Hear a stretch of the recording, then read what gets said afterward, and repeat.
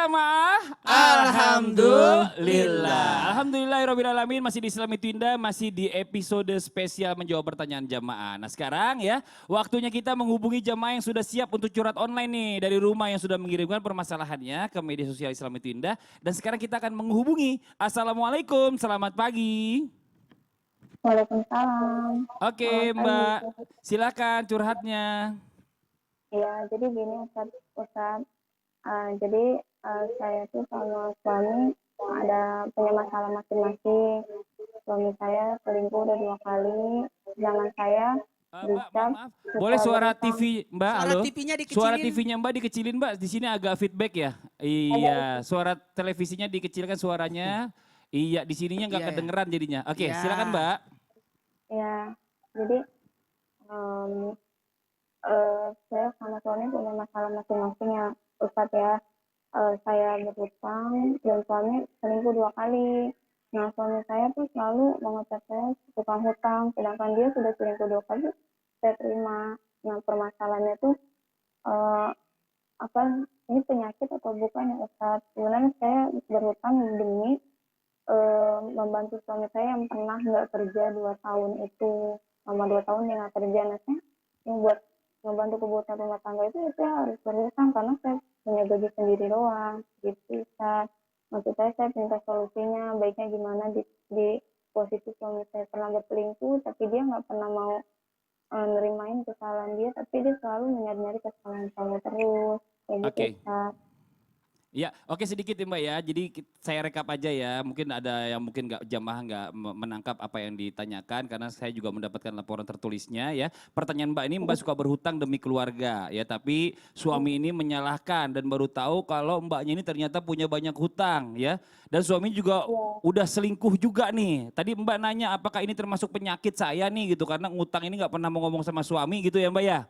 Karena orang juga lain nggak tahu dan Mbak ini ngutang itu selalu diam-diam aja. Nah ini coba ya, kita coba tanya dulu jawaban dari guru-guru kita ya. Kita minta yang pertama menjawab Ustadz Maulana dulu, silakan Ustadz. Mohon izin Mbak, itu utangnya untuk kebutuhan rumah tangga atau kebutuhan pribadi atau kemewahan?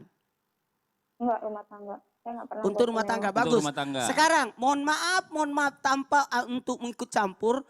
Apa Mbak ada catatan tersendiri khusus untuk utang-utang itu? Karena kalau utang itu harus dicatat dan itu kalau orang berutang berarti ada jaminan untuk membayar utang tersebut. Ada seperti itu Mbak? Ada. Cuman salahnya saya pernah berhutang tapi nggak ngomong gitu, tahu-tahu Oh udah gitu. dekat gitu. Baik Jadi begini. kayak gitu. Mbak maaf ya tanpa harus ikut campur, Masya Allah. Gini Mbak, mulai sekarang Mbak catat semua utang-utang Mbak. Utang sekian di sini, utang sekian di sini. Itu sebaiknya dicatat, kemudian nanti habis itu ini namanya sesuatu yang harus dibayar, wajib dibayar. Kemudian catat juga pendapatan yang bisa untuk menyelesaikan utang itu. Itu ya Mbak ya. Habis itu kira-kira ada nggak sesuatu yang bisa menyelesaikan utang itu. Nah sebaiknya persoalan utang piutang harus diketahui bersama ketika utang itu sudah ada ketika berumah tangga. Kecuali kalau utang itu sudah ada sebelum kita berumah tangga, itu pun harus dicatat dan diberitahukan calon suami ataupun suami.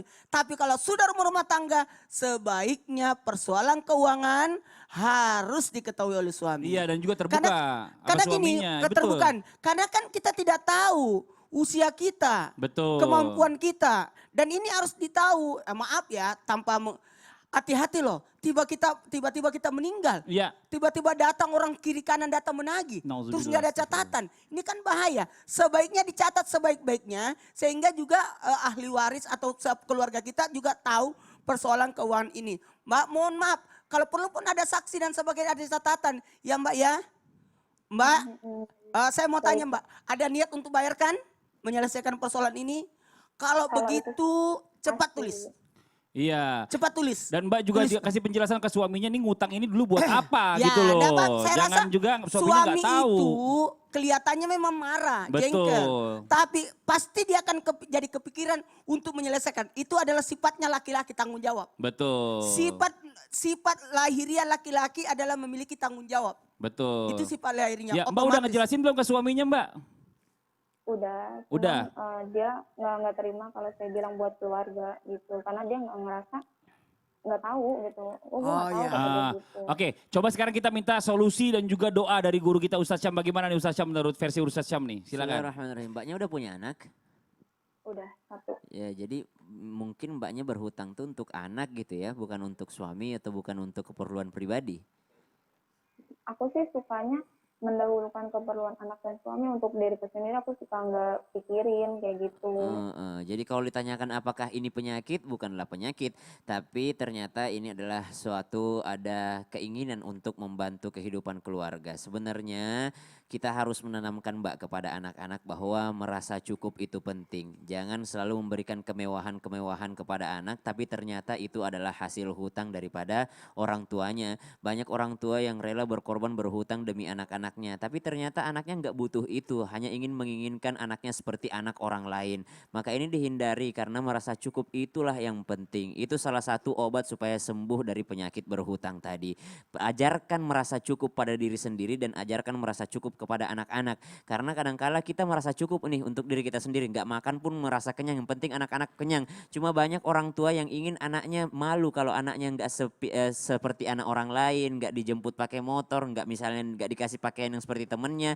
Akhirnya orang tuanya berhutang. Padahal dari awal sudah menanamkan perasaan cukup, nak, orang tuamu sanggupnya segini. Jangan kau bandingkan dirimu dengan temanmu karena orang tuamu sanggupnya begini, tapi insya Allah mama akan berikan yang terbaik kepadamu. Nah, itu salah satu cara supaya terlepas daripada penyakit berhutang. Ajarkan rasa cukup, qanaah di dalam diri keluarga, utamanya kepada anak-anak. Sekarang kita berdoa supaya Allah kayakan kita dengan yang halal dan menghindarkan kita daripada yang haram. Amin. A'udzu billahi minasyaitonir rajim. Bismillahirrahmanirrahim. Alhamdulillahi rabbil alamin. Allahumma salli ala sayyidina Muhammad wa ala ali sayyidina Muhammad. Allahumma inna nas'aluka ilman nafi'a. Ya Allah, berikan kami ilmu yang bermanfaat, wa rizqan tayyiba, dan rezeki yang baik halal lagi berberkah,